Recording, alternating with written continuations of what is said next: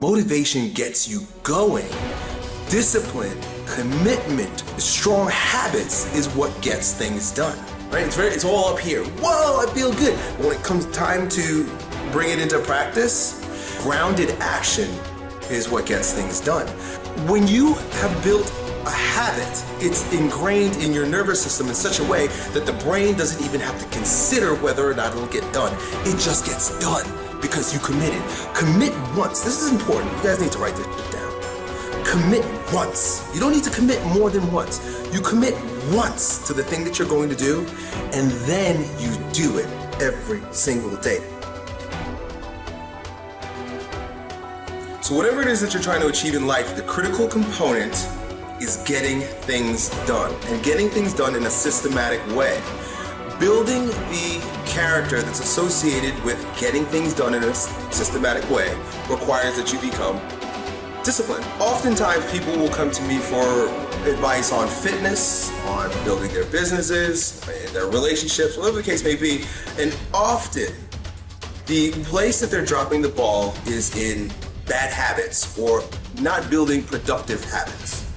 Because it's very difficult to just get up and change your life, just change the way you do things. People like to say that all the time. Hey, just stop doing this or start doing that. They like to give advice, but the underlying factor is that our friend, our individual, whoever's asking the question, is not disciplined enough to actually put that thing in action, get that thing done. So the thing that I have always told my students and my clients is to start with a small win. Begin with something small. So, for example, if you want to lose weight, I often tell people, just start walking every single morning. Don't worry about counting calories. Don't worry about complex workout ideas. Don't worry about anything that anyone is selling you.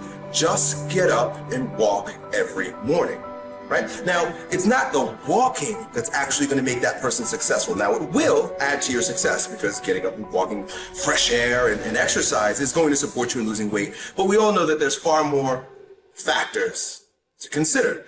But what it will do is create the virtue of discipline, commitment.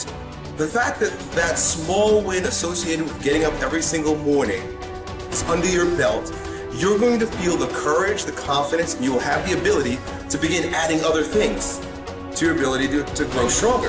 So now that you know, it's been 60 days, 90 days, and it's like you got that pattern down pat. You get up every morning, you just walk, that's it. You don't think about it, it's become a habit.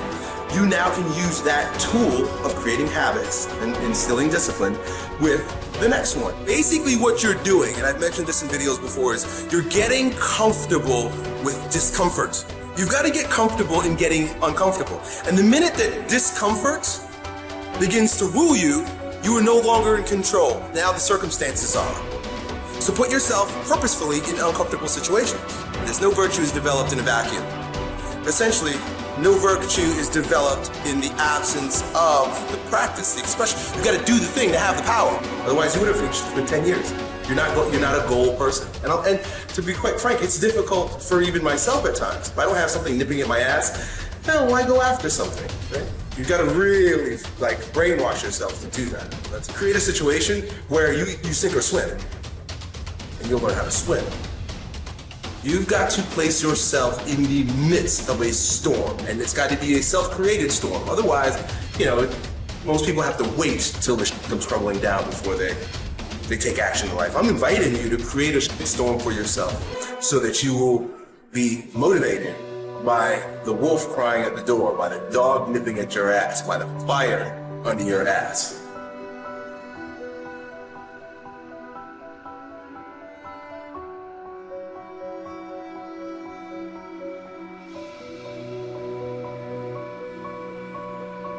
But the thing is that information, ideas, do not help transform a person. Because if it did, we would all be jacked, right? I mean, how many bodybuilding channels do you watch? How many books have you read? How many magazines have you read? How many TV shows? How many seminars? How much have you bombarded your mind with ideas about strength and fitness? And you know what? It doesn't mean that you actually got it, right? Because ideas don't help people. What helps people, this is why I talk the way I do, is showing them a way that perhaps they could transform their character Who they are is more important than what they know and what they do. The way they see themselves, their character. It literally requires a brainwashing of yourself to see yourself in a different light. Affirmations, visualization, meditation, these are all forms of mental transformation. See, we have these experiences in our life that are not fun, that are difficult. You know, you lose a loved one, you lose a limb, you get really sick. See, these are easy ones, but you're gonna experience it in life. You're gonna experience some tough. I mean, you can lose your parents, you can lose your children. Like I said, you can lose your limbs, you could be flat broke and hungry. There are so many different experiences that you're probably going to experience in life. You know, getting in an accident. There's so much. And each one of those aren't arbitrary. Think about how bad it could possibly become. That is not arbitrary. It is purposeful. It is set there for your growth, right?